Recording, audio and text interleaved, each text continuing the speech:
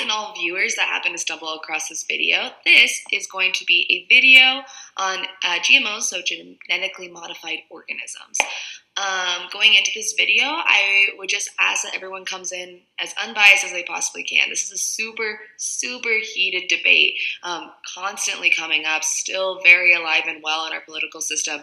And so with this style and layout of this presentation, I'm going to be presenting both sides, debate style. So we're seeing anti-GMO sides and pro-GMO. And so going into this, I hope you can take away your biases or opinions that you had prior to this, and just kind of see both sides, see what they agree on, see where they disagree, see where there's facts, see where there's possibly room for more education on the topic. This falls into an ethical issue just due to the fact that there is still experiment to be done on whether or not GMOs are really an issue for our health, an issue to our environment. There is the issue of people ingesting GMOs without their consent, so it's a consent issue. But then there's the issue of, do we really know that this is as harmful as it's getting played out to be in certain medias? And so again, going into this, I'm hoping you're walking away from the presentation with a whole new opinion, with whole new facts, so that you can be an informed information giver going on to have this debate with others and kind of bridge that gap of communication on the GMO subject. Hi, class. Now, as an informed consumer of knowledge and consumer of media, we know that there are certain medias that exist that are a little skewed, get their money from people who want them to present a specific message. And so we know that we're going into this, that we're going to have to pick through what we're given to kind of find the similarities, find where they agree on, so that we can really get down to where's the fact and where's just propaganda to a certain degree. So as you can see above me, there are a couple newsstands and media platforms that I presented. Obviously, there's things like CNN, which is known to be on a very liberal point of view. And there's Fox News, which we also know to be a very conservative point of view.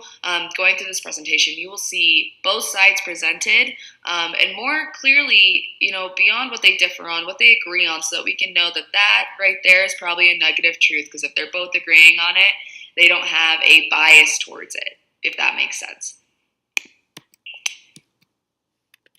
So what is your GMO, and why is it such a big issue? So as we're going through this presentation, you're going to see exactly what GMOs affect beyond the food that we're talking about, because if it was just food, it probably wouldn't be such a big issue. As we run through the presentation, we're going to talk about the chemicals that involve GMOs. We're going to talk about the big business side of it that is obviously misplaced. We're going to talk about what foods you got to look for as far as who's got the GMO, because there are certain foods that are going to have more so than others. We're going to talk about exactly if it's processed versus organic, and if you're saving yourself if you're buying organic, or if you're just as susceptible either way.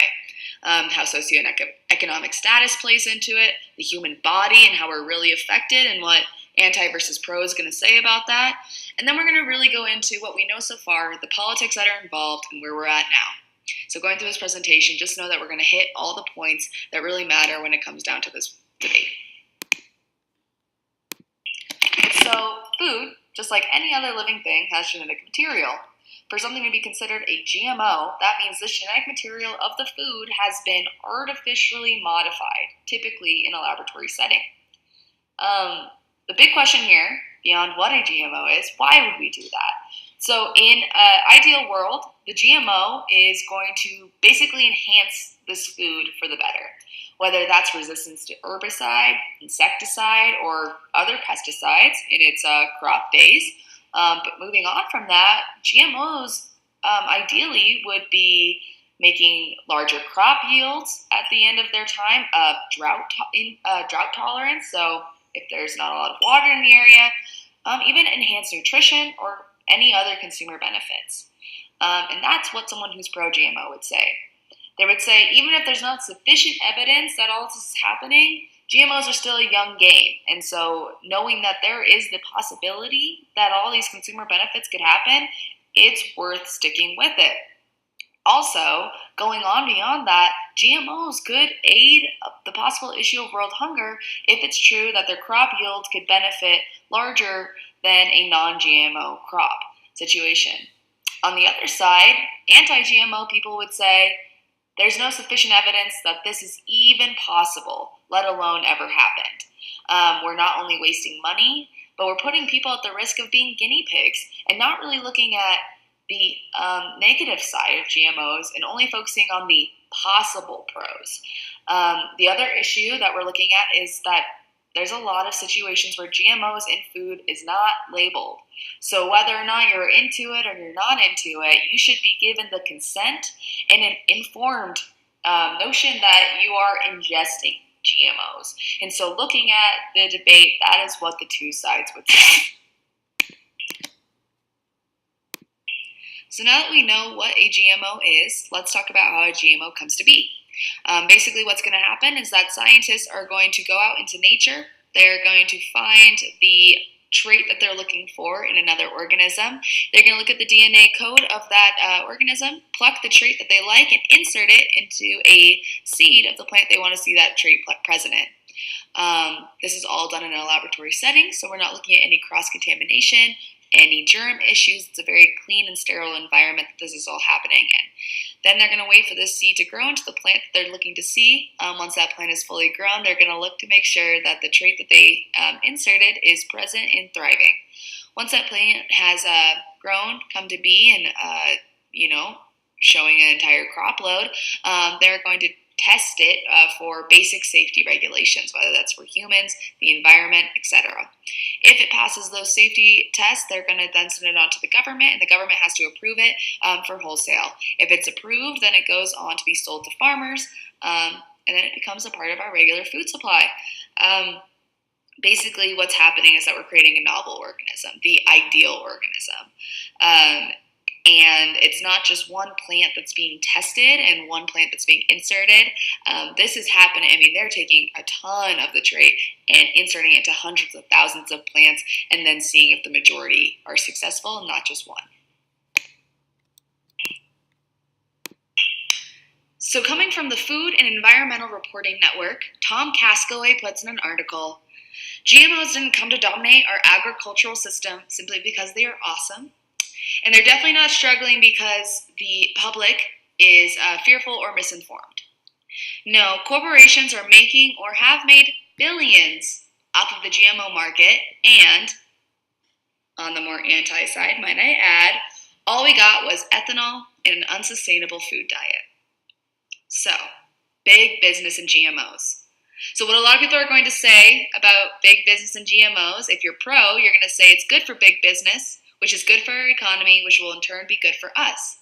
If you're anti-GMO, you're going to say it's good for big business, but has no trickle-down quality to it.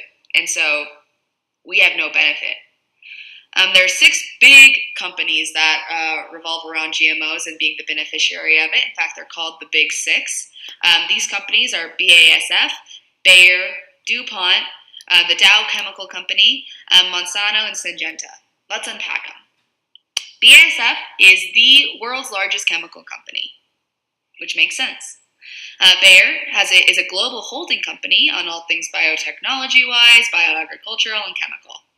DuPont is also a global holding company for major agricultural systems. The Dow Chemical Company is the leading producer of plastics and chemicals.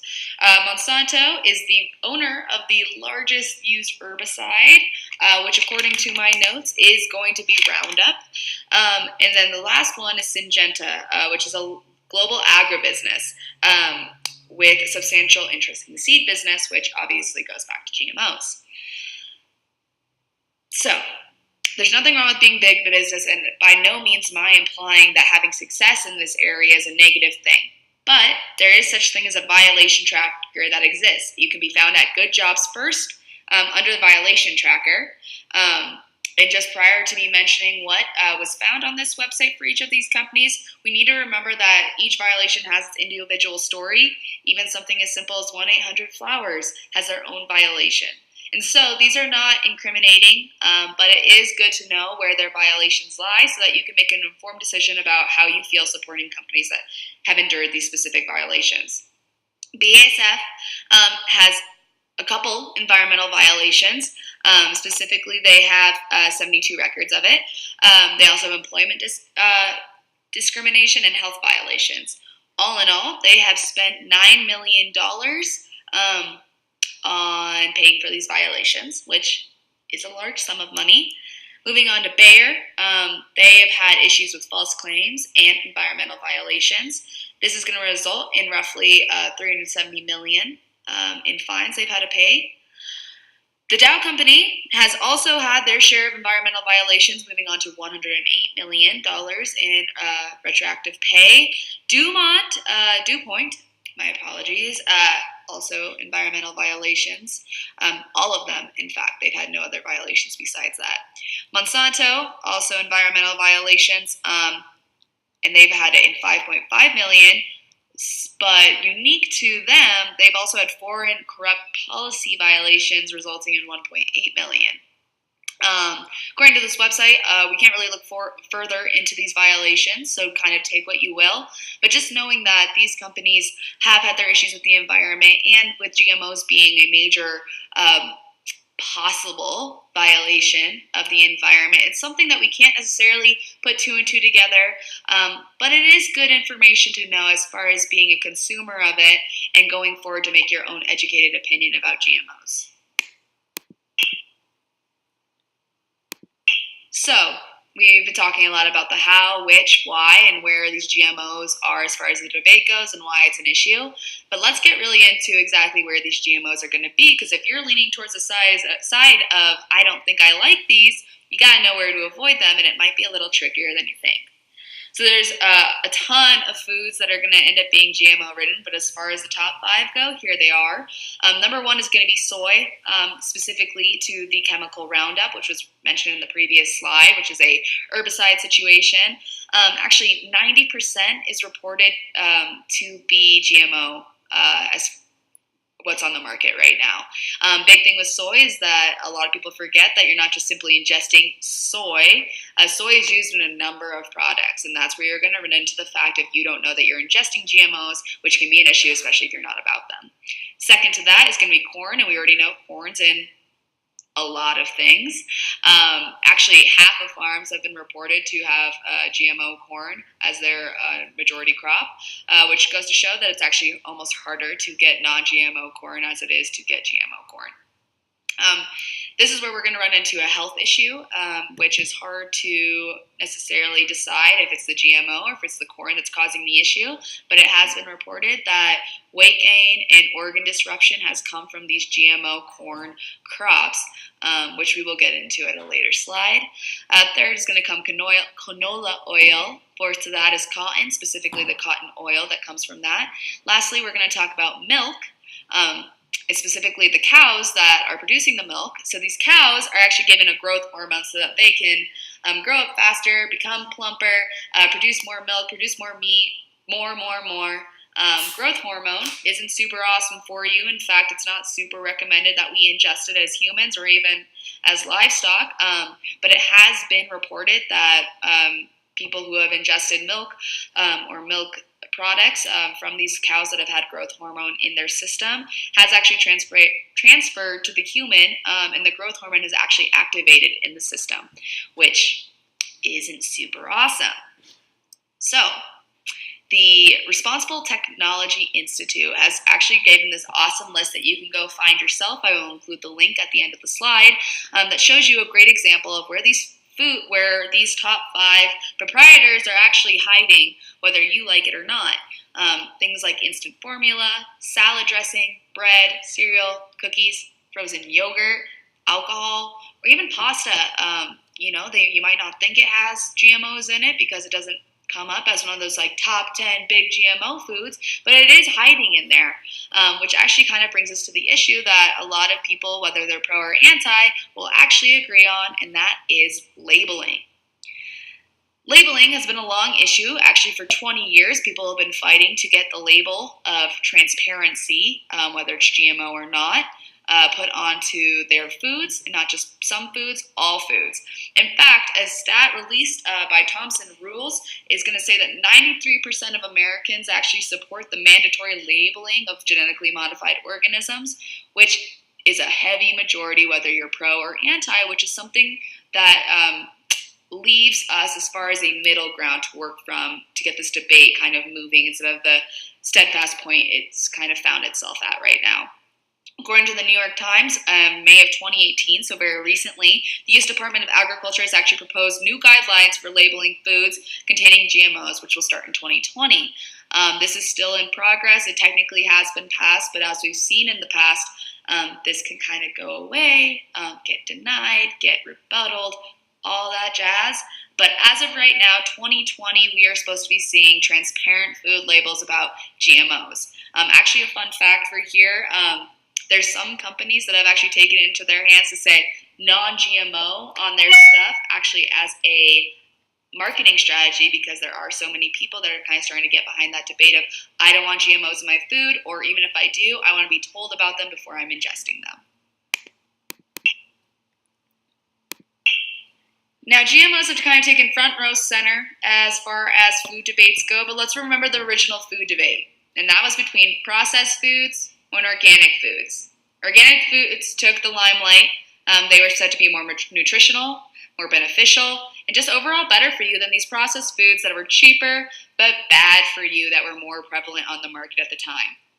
So, let's get deep on that one really fast. According to the Genetic Literacy Project, who worked with a group of scientists studying out of the Stanford University laboratories, there's actually no independently produced evidence that organic foods offer a significant nutritional/safety advantage, especially over conventional foods that we see like processed foods.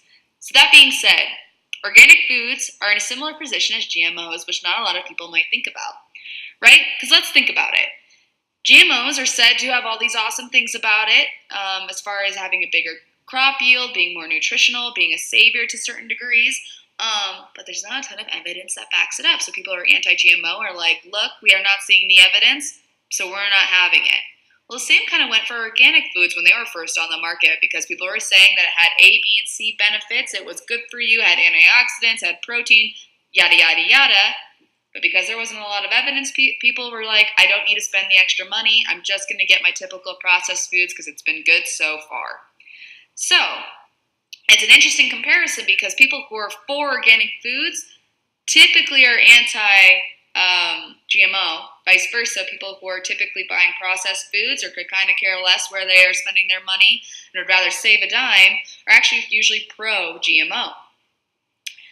The issue here that we're going to move on in the next slide is what we can afford and how the organic food has kind of offered this paralyzing economic crisis as far as if you can afford it, you're going to be taking better care of yourself, which is almost like a really gross way of natural selection, because if people can't afford the good food, what are we saying?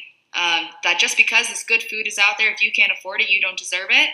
We're going to move on to that in the next slide, but just a really awesome thought that if you're saying you're anti-GMO but you're pro-organic, what are you saying as far as what evidence is sufficient for you? If there's not a ton of evidence that says organic food is awesome for you, then why are we so quick to turn a blind eye to the fact that GMOs don't have a lot of information supporting their benefits, but their possibilities are there? Like mentioned prior, we're going to unpack this idea of socioeconomic status and how that plays a giant role in as far as the GMO debate goes. It's unfortunate that we live in a society and a world where people taking care of themselves doesn't take front row center because sometimes you can't afford it, and how we have created this very much classist system as who gets what available products, and who is turned away due to the fact that they can't afford it. Obviously, we have things like GMOs, which in their perfect world offer this idea that we could end world hunger because they're doing a bigger crop yield, and plus they can offer their products at a lower price because they have more of it.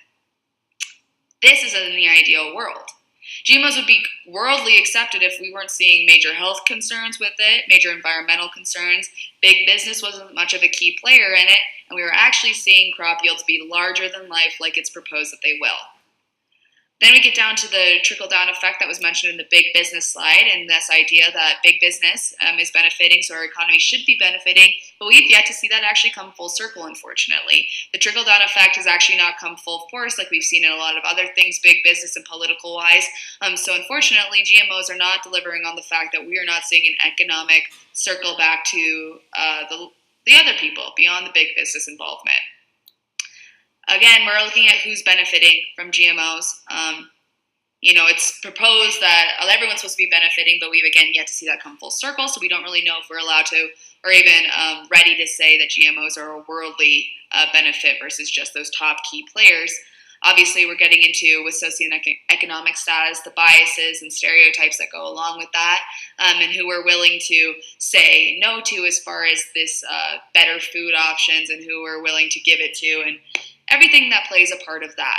So when we're talking about this issue, we need to recognize that we're not only talking about the food itself, but we're talking about who it's affecting. And if we're okay with the health issues of it, and knowing that GMOs are typically lying in processed foods, which are more available to those who are in a lower socioeconomic status, then we are somewhat being lenient to the idea that if you can't afford it, it's okay if you're having these health issues that go along with it, which I could argue for most people, they wouldn't feel okay with that. Alrighty, GMOs in the human body. We have kind of alluded to this throughout the entire presentation. Obviously, this is going to be a more anti-GMO side as we're trickling through all the possibilities. Again, I will resort back to the fact that most resources are going to tell you that there is not sufficient evidence that GMOs are negatively affecting the body. But in between the lines of that, we're seeing things like I mentioned with the milk, as far as growth hormones trickling into the body, pesticides being found in fetuses and pregnant women, and the qualities of health that are being questioned as far as what we've seen GMOs affecting them. I'm going to roll through this really quickly because, again, there's not sufficient evidence, but there has been evidence of, which is a very key difference as far as people talking to you about if they're pro or they're anti. It's those different key words that they're going to use to try and persuade you either way to be for or against GMOs. We have seen organ damage, organ failure. Both of those are going to be going with organ disruption, as was mentioned earlier. Infertility, which I just mentioned as far as being found in fetuses. Shortened lifespans. That is a very broad statement. It's kind of one of those things where you can kind of say that about anything, but it is mentioned here because it has been seen, but that does not take away possible other factors that were going on in that individual's life. We have holes in the GI tract. That's one of the major ones that have been found, which is going to lead to a lot of digestive issues going on, very expensive medical costs. Stress on the liver, weight fluctuations, and decreased mood. Again, these are all kind of health issues that can have other causes, and there's no way to say that there wasn't other stuff going on, but this has been reported, it has been seen, just not to the full extent that's able to really switch the debate as far as making people sway one way or the other.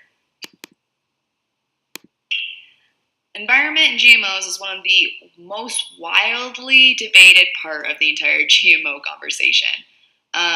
What's important to note is that GMOs, although aren't considered toxic, because they are chemically altered, they are technically considered toxic in the grand scheme of things.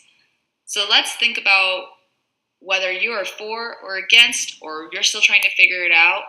What could a toxic thing like toxic crops mean for our environment? Because that's what we're looking at when it comes to GMOs in the environment. If you think about something like bees or butterflies, although they are the natural pollinators of our world, they are technically considered pests. So when we're spraying them with things like pesticide or herbicide and making these plants immune to that while killing them off, then we are messing with this awesome thing nature has just given us, which is helping our plants thrive and flourish and survive. There is a lot of evidence that suggests that GMOs contribute to a large-scale ecological shift. which can only in turn lead to environmental differences, leading to the global phenomena that is global warming, which is starting to become a major issue for us as a world. The biggest thing that we're going to look at as far as GMOs affecting the environment is biodiversity, which plays into natural selection. This idea that we are interrupting the natural, come and go of these plants of who's supposed to survive, who's supposed to fail, and everything like that. And biodiversity is the staple of most ecosystems. So if we're messing with that, we're messing with the full cycle that has been going on long before we were ever here. And because GMOs have only been around for a little bit of a short period of time, only a little bit over 20 years, we have yet to see the full effects of what this means. And so although we're still in the clear right now, a lot of people who are anti-GMO protest that we know that this can negatively affect the environment. It's the question of whether or not we're going to put up with it until it does. As we're talking about our land, our air, our water, because this is a toxic chemical, it has to be put off. That if it's getting into our soil, we're looking at the possibility of toxic runoff, toxic soil, everything that plays into that, because as we must remember, the environment really does run in a cyclical fashion. Everything comes back to each other, everything goes back in a circle. What affects one will affect the other. And so when it comes to GMOs in the environment, it is impacting it, whether, we want to look at it as a negative thing or a positive thing. Let's make politics short and sweet, because that's not what this is really about. Politics is a nice little side spin off of the big business slide, just knowing that there is a lot of money involved with GMOs, and a lot of people stand to benefit while we're not so sure how many stand to lose. There's a lot of money involved, so people who have a lot of power, which typically tend to be the people in big business and big government, have everything in the world to gain from GMOs doing well, typically in their pockets. This remains to be seen, and there's nothing, again, that I'm saying there's wrong with making money off of good investments, but it is good to remember that if someone's for something, we have to remember what they're willing to gain from it rather than what there might be as far as negative sides go to that. Well, guys, I've given you the facts. I've given you the issues, I've given you the positives, the negatives, and everything in between. So now it's up to you to go forth in the world of where GMOs are still alive and thriving, and that debate is still alive and well. It's up to you to decide where you fall, what you feel is right, wrong, and what you think still needs some further information and further evidence to help skew where you're going to fall on the big GMO debate.